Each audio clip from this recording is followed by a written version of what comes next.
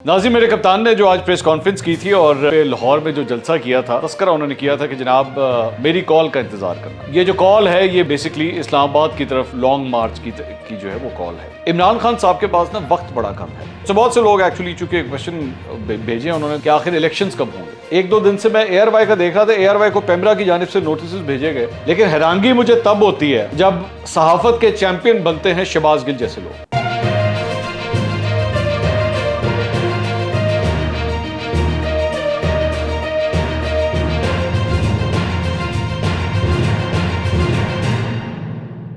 अस्सलाम वालेकुम नाज़रीन, मैं हूं मंसूर अली खान। अपने YouTube चैनल के ऊपर आपको खुशामदीद कहूँगा। सबसे पहले आपसे दरख्वास्त के चैनल को सब्सक्राइब करना मत भूलिएगा और बेल आइकन ज़रूर प्रेस कीजिएगा। नाज़रीन मेरे कप्तान ने जो आज प्रेस कॉन्फ्रेंस की थी और ख़ास तौर पे लाहौर में जो जलसा किया था, उसके अंदर एक चीज़ का तस्करा उन्होंने किया था कि जनाब मेरी कॉल का इंतज़ार करना। और ये जो कॉल है ये बेसिकली इस्लामाबाद की तरफ लॉन्ग मार्च की जो है वो कॉल है। अब ये जो कॉल है और ये जो लॉन्ग मार्च की तरफ जाने का इरादा है, कई तज्ज़ियाकार ये समझते हैं और मैं भी ये मानता हूँ कि ये बेसिकली 2014 का रीप्ले करने की जो है वो कोशिश की जा रही है कि यहाँ से जो है वो काफ़िले चलना शुरू हों और उसके बाद ये इस्लामाबाद जाके जो है वो कोई धरना शरना कोई इस किस्म की चीज़ कर दी जाए। अब मेरे पास जो इतलात हैं और जो मैंने थोड़ी सी कैलकुलेशन की है, आई डोंट नो, ऑब्वियसली वक्त के साथ साथ चीज़ें तब्दील होती रहती हैं, लेकिन जो चीज़ें मुझे नज़र आ रही हैं वो मैं आपके सामने रख देता हूँ। इसके अलावा चंद एक दो चीज़ें और भी हैं जो मैं डिस्कस करना चाहूँगा। एक तो इमरान खान साहब के पास ना वक्त बड़ा कम है, और मैं जब वक्त की बात करूँ मैं सियासी तौर पे बात कर रहा हूँ कि उनके पास वक्त बहुत कम है।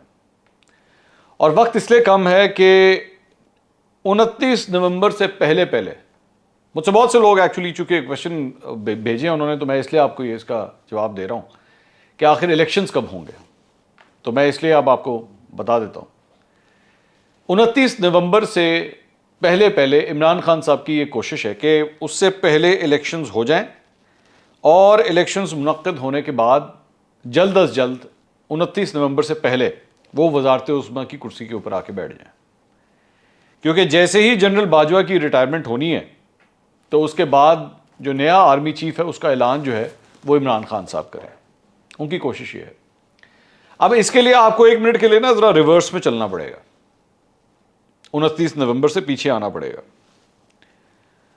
अगर आप 1 मिनट के लिए 29 नवंबर से पहले लेट्स से तकरीबन 20-25 दिन पीछे आ जाएं तो आप नवंबर के आगाज में आ जाते हैं। तो इसलिए नवंबर का महीना तो आप बिल्कुल टोटली बीच में से निकाल दें, ठीक है। इसको इस पूरे अरसे को निकाल दीजिए। आप समझ लीजिए कि इलेक्शन होते हैं, उसके बाद नया वजीर आज़म जो है वो हलफ उठाता है, ये इट टेक्स इट टाइम, और उसके बाद आप नया आर्मी चीफ जो है वो अनाउंस करते हैं। सो महीने आपके पास रह जाते हैं बेसिकली, चूंकि 3 महीने का टाइम होता है केयर टेकर गवर्नमेंट के पास, जिसके अंदर उसने इलेक्शंस मुनक्किद करने होते हैं, तो वो बन जाते हैं फिर उसके बाद सितंबर, अगस्त और जुलाई। तो सितंबर, अगस्त, जुलाई ये तो हो गए वो 3 महीने जिसमें निगरान हुकूमत जो है वो आके अपने काम संभालती है, ठीक है। जुलाई से पहले यानी इस हुकूमत के लिए जाने का अगर कोई टाइम फ्रेम है इमरान खान साहब के लिए तो वो है या मई या जून। मई या जून के अंदर अंदर जो है ये हुकूमत जाए। ये हुकूमत मई जून में जाएगी, तभी उसके बाद केयर टेकर गवर्नमेंट आएगी और उसके बाद वो अपने इलेक्शंस करवाए और उसके बाद इलेक्शंस करा के जो है वो नई गवर्नमेंट आए और फिर 29 नवंबर से पहले नया आर्मी चीफ जो है वो अनाउंस हो जाए। तो ये है इमरान खान साहब की कोशिश। या फिर एक और बात भी है कि अगर ऐसा नहीं होता, अगर फिर भी थोड़ा सा टाइमलाइन डिले हो जाती है, तो नए आर्मी चीफ की अनाउंसमेंट कम से कम निगरान हुकूमत तो नहीं कर सकेगी, क्योंकि उसके पास इस चीज का मैंडेट नहीं है, ये एग्जीक्यूटिव पावर उसके पास नहीं है। तो उस सूरत में नया जो वजीर आजम आएगा ये मैंडेट उसी के पास रहेगा। अब अगर ये सारी कहानी मई और जून के अंदर चलनी है, अगर चलनी है, तो प्रॉब्लम यह है कि मई जून महीने बड़े ख़राब हैं किसी किस्म का मुजाहरा करने के लिए, क्योंकि गर्मी बड़ी सख्त बढ़ जानी है। और गर्मी जब 35, 40 और 42 डिग्री या 45 डिग्री के फ्रेम के अंदर आ जाए तो फिर मुजाहरे करना बहुत मुश्किल हो जाता है। अब अगर इस चीज़ के अंदर मुजाहरे करना मुश्किल हो जाता है तो फिर इमरान खान साहब की कोशिश होगी कि भाई वो जो 126 दिन वाली कहानी चली थी ना 2014 में, वो तो अफोर्ड नहीं हो सकती, इस बार वो अफोर्ड नहीं हो सकती, क्योंकि उस वक्त ये कहानी अगस्त में स्टार्ट हुई थी। अगस्त, सितंबर, अक्टूबर, नवंबर और फिर दिसंबर में जाके ख़त्म हुई थी।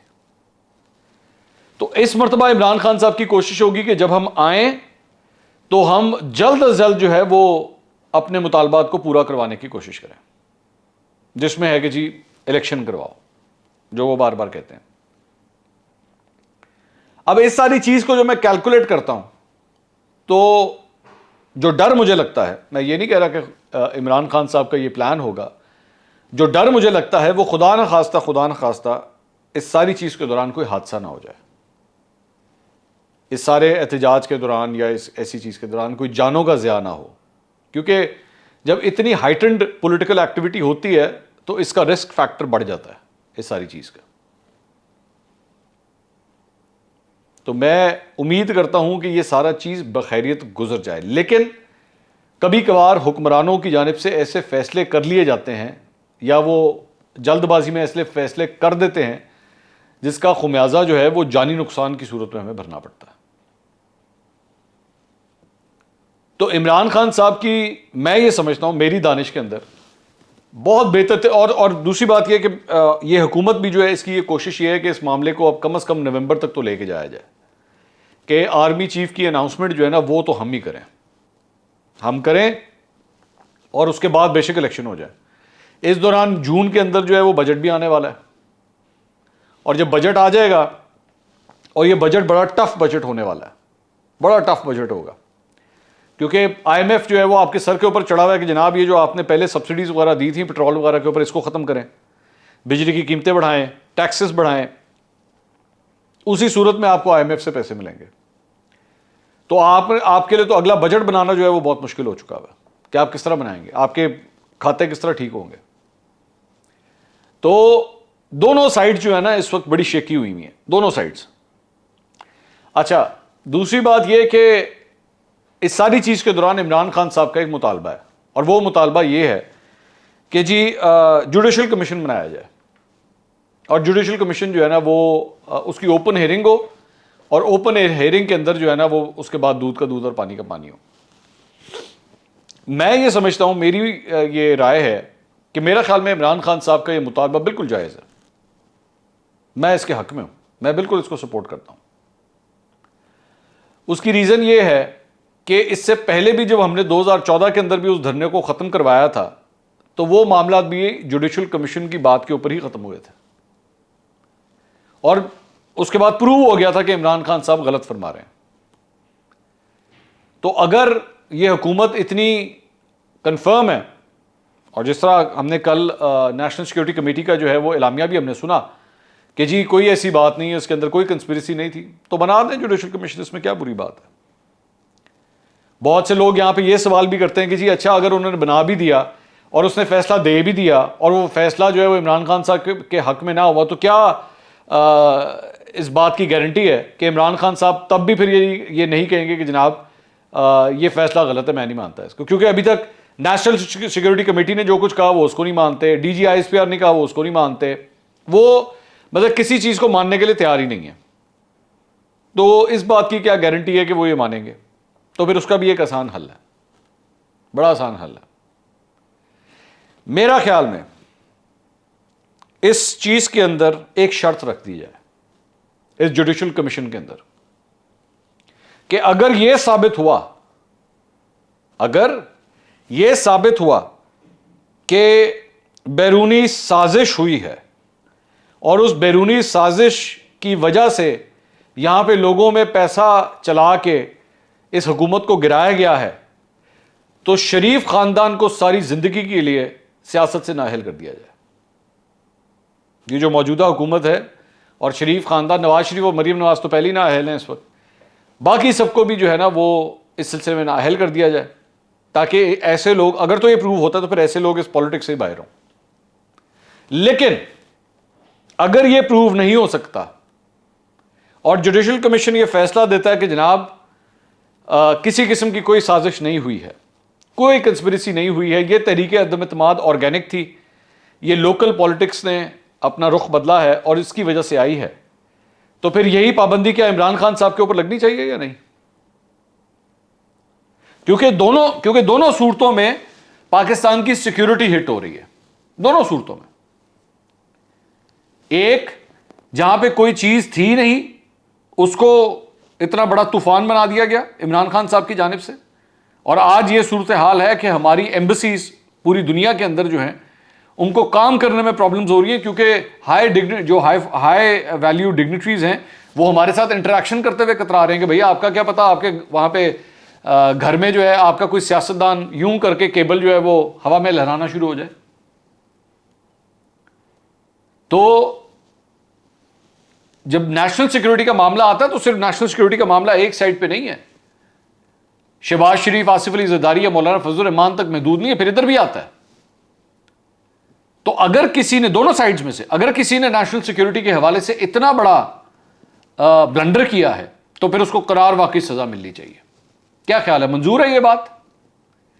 मुस्लिम लीग नून और पाकिस्तान तहरीक इंसाफ के लोग इस बात को मंजूर करेंगे? मेरी तो राय यह है कि ऐसा ही होना चाहिए,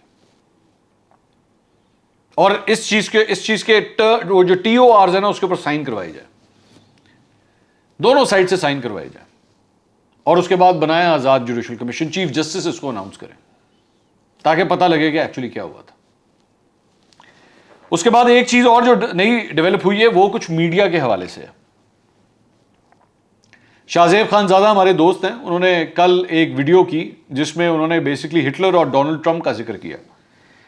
उसके बाद शहबाज गिल साहब और पाकिस्तान तहरीक इंसाफ के दूसरे लोगों को बड़ी आग लगी इस बात के ऊपर, और उन्होंने शाहजेब खानजादा के ऊपर जो है वो अटैक्स शुरू किए और उनको तरह तरह की बातें करना शुरू की। ये शहबाज गिल साहब की चंद ट्वीट्स भी हैं शाहजेब खानजादा को लेके। मेरा सवाल यह है कि शाहजेब ने तो अपनी वीडियो के अंदर जो जिक्र किया था वो तो फैशिज्म क्या किया था, फैशिस्ट लोगों का किया था। मुझे ये नहीं समझ आ रही कि इस पे आप लोग इतना क्यों तप रहे हैं, या इतना गुस्सा किस बात का है? क्या कोई ममासलत लग रही है किसी चीजों के अंदर? कोई लग रहा है जैसे कोई आपकी बात हो रही है? क्यों इतना गुस्सा चढ़ रहा है? बात तो किसी और की हो रही है।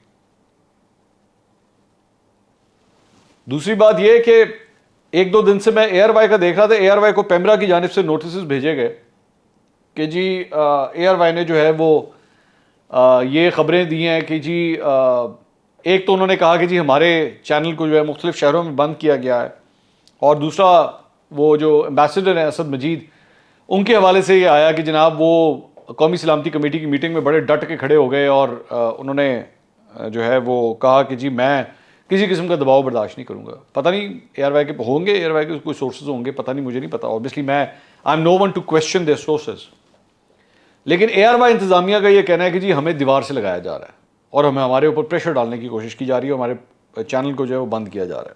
अगर तो ऐसा है, अगर तो ऐसा है तो ये नहीं हो सकता कि मैं इसकी मजम्मत ना करूं, क्योंकि मैं अगर आज़ादी इज़हार राय की बात करता हूं तो मैं सबकी आज़ादी इज़हार राय की बात करूंगा, और ARY को भी पूरा हक है कि वो इसके ऊपर जर्नलिज्म करें और वो जिस तरह मर्जी अपनी बात को आगे लेके चलें, अनलेस और अनटिल उसमें झूठ ना हो। बस बाकी उनका पूरा हक है कि वो खबर दें, वो पूरा हक है कि वो इमरान खान साहब के जलसे की कवरेज करते हैं तो खुल के करें, वो बेशक 4 घंटे करें, 5 घंटे करें, ये उनका राइट है।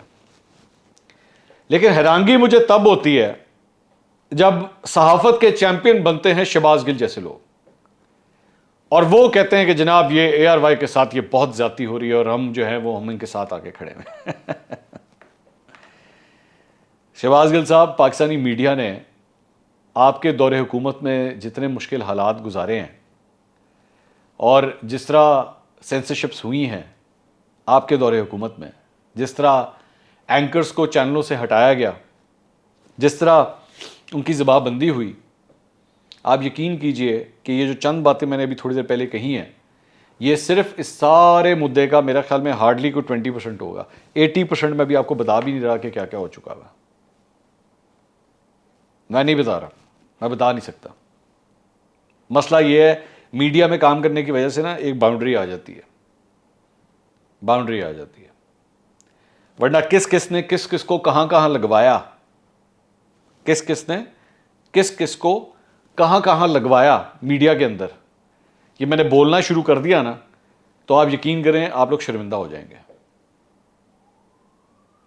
ठीक है, तो बराहे मेहरबानी हम ARY के लिए आवाज जरूर उठाएंगे सहाफी होने के नाते। बेशक हम उनके एडिटोरियल से इख्तलाफ करते हों, लेकिन हम फिर भी आवाज उठाएंगे। लेकिन बराए मेहरबानी आप शहबाज गिल साहब, आप मीडिया के चैंपियन मत बनिए, आप स्पेसिफिकली। क्योंकि अगर आपकी टाइमलाइन उठा के देखें तो एक जगह शाहजेब खानजादा के ऊपर और जियो के ऊपर गोलाबारी और ARY की तारीफें, तो आपका झुकाव किस तरफ जाता है हम सभी जानते हैं। तो बड़ी माजरत के साथ कम से कम आप ये काम मत कीजिए, ठीक है? क्योंकि जो ये 3.5 साल का, 3.25 साल का जो टाइम पाकिस्तानी मीडिया ने आपके दौर में देखा है, वो मुद्दतों याद रखा जाएगा, मुद्दतों। अगले वीलॉग में दोबारा मुलाकात होगी। अल्लाह हाफ़िज़।